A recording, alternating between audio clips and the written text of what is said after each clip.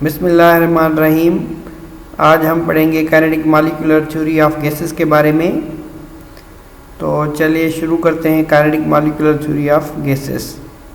तो हमने पहले पढ़ा था कि गैस का ना कोई शेप होता है और ना ही मखसूस वॉल्यूम होता है।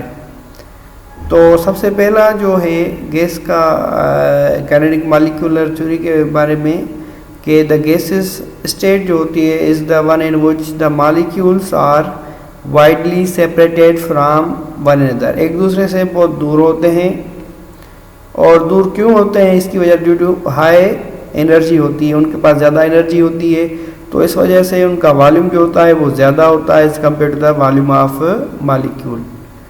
और इसी वजह से उनके दरमियान जो है एम्प्टी स्पेसेस होते हैं, और एम्प्टी स्पेसेस होने की वजह से therefore we can compress the gases molecule or we can compress the gas, therefore the volume will be decrease।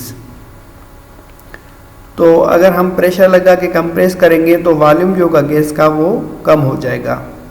तो this is known as compressibility. The second number है the gas molecules are in continuous motion.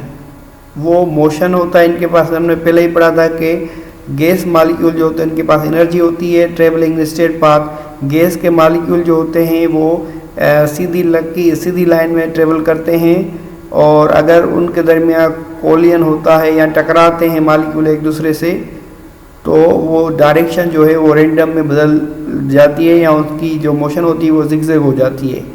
तो जो average distance होगा between the molecule that is called as the mean free path, उसको हम कहेंगे mean free path. तो average हम कैसे लेते हैं? हर एक मॉलिक्यूल के बीच में distance divided by total number of molecule that is called as average, उसको हम एवरेज कहेंगे। जितने भी नंबर ऑफ मॉलिक्यूल्स होंगे उसको हम डिवाइड करेंगे डिस्टेंस के साथ, तो that is known as average. अब फॉर एग्जांपल ये एक फिगर है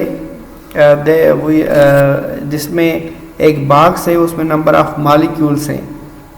तो गैस के मॉलिक्यूल्स जो होते हैं वो इमूमन एक दूसरे से दूर होते हैं, और दूर होने की वजह से they are far away from one another, एक दूसरे से बहुत दूर होते हैं। They have high energy, so before collision they are travelling in straight path और लीनियर डायरेक्शन। कोलाइड करने से पहले अब मॉलिक्यूल एक दूसरे से कोलाइड करेंगे, then they will their direction will be change, और उनकी जो मोशन होगी वो जिगजैग हो जाएगी या रेंडम हो जाएगी। तो मॉलिक्यूल जो होंगे वो कॉन्स्टेंटली ट्रेवल करते रहते हैं इनसाइड ऑफ द कंटेनर और बॉक्स, जो भी बर्तन कहें या कंटेनर कहें, उसमें से मॉलिक्यूल गैस के मॉलिक्यूल जो हैं वो कॉन्स्टेंटली मोशन में होते हैं।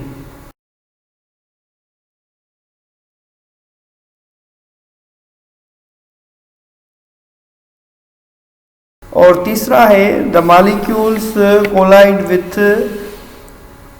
One another and with the walls of the container. अगर वो एक दूसरे से मॉलिक्यूल जो हैं वो एक दूसरे से टकरा रहे हैं या किसी भी बर्तन की जो दीवार होती है उनसे टकरा रहे हैं, तो their collisions are perfectly elastic in nature. उनके जो कोलियन होते हैं वो इलास्टिक नेचर के होते हैं। हमने दो तरह के कोलियन पढ़े हैं फिजिक्स में, एक होता है इलास्टिक, दूसरा होता है इलास्टिक।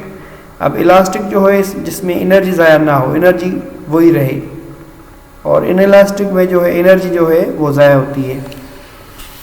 तो गैस प्रेशर जो है, किसी भी गैस का जो प्रेशर होता है that is result of when gas molecules are collide with the walls of the container. जब गैस के मॉलिक्यूल जो हैं वो वॉल्स के साथ टकराएंगे, बर्तन के वॉल्स के साथ टकराएंगे, तो they will generate a pressure. तो प्रेशर का फार्मूला भी यही है कि pressure is equal to force पर यूनिट एरिया। किसी भी एरिया पे अगर कुव्वत लगे या जोर लगे that is known as pressure, उसको हम कहेंगे दबाव। तो हमें पता है कि गैस के मॉलिक्यूल जो हैं वो कांस्टेंटली मूव करते रहते हैं, तो लाजमी बात है वो वॉल्स के साथ भी टकराएंगे। तो अभी हम पांचवा पढ़ेंगे कि in an ideal gas there are no attractive और repulsive forces that is present within the molecule. Molecule के दरमियान जो है ना तो कोई अट्रैक्टिव फोर्सेस होते हैं ना ही कोई रिपल्सिव फोर्सेस होते हैं। तो इनकी वजह से जो गैस का जो बिहेवियर होता है there is ideal. Ideal gas हम उसको कहते हैं जिस गैस में ना तो कोई अट्रैक्टिव फोर्स हो और ना ही कोई रिपल्सिव फोर्स हो, क्योंकि अगर मॉलिक्यूल एक दूसरे से टकराएंगे ही नहीं या मॉलिक्यूल एक दूसरे से अट्रैक्ट ही नहीं करेंगे तो फोर्सेस नहीं होंगे उनके दरमियान, तो result will be the ideality, और रिजल्ट जो होगी वो आइडियलिटी, और उसका जो रिवर्स होगा that would be called as real gases. उसको हम उसमें फोर्स ऑफ अट्रैक्शन होते हैं और मॉलिक्यूल जो होते हैं वो एक दूसरे को अट्रैक्ट करते हैं। ठीक है, और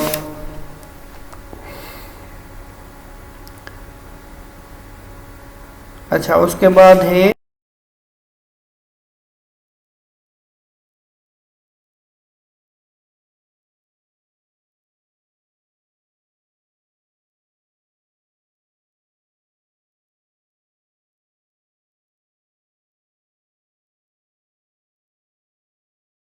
average kinetic energy of the gas molecules is proportional to the absolute temperature। या हम टेम्परेचर को डिफाइन इस तरह करते हैं कि average kinetic energy of the molecules or particle that is called is the temperature. किसी भी गैस का टेम्परेचर जो है वो उसके मॉलिक्यूल्स की एवरेज किनेटिक एनर्जी होता है। तो अगर ज़्यादा एवरेज किनेटिक एनर्जी है तो मॉलिक्यूल जो होंगे वो ज़्यादा, मॉलिक्यूल्स के पास ज़्यादा एनर्जी आ जाएगी, किनेटिक एनर्जी अगर ज़्यादा होगी तो उसका मतलब यह है कि टेम्परेचर भी बढ़ जाएगा, क्योंकि टेम्परेचर जो किसी भी गैस का होता है वो डिपेंड करता है average kinetic energy of the gas molecules. Average kinetic energy of the gas molecules पे डिपेंड करता है। अगर मेरी ये वीडियो आपको पसंद आई है तो सब्सक्राइब करें and press bell icon for upcoming videos and lectures. So thank you for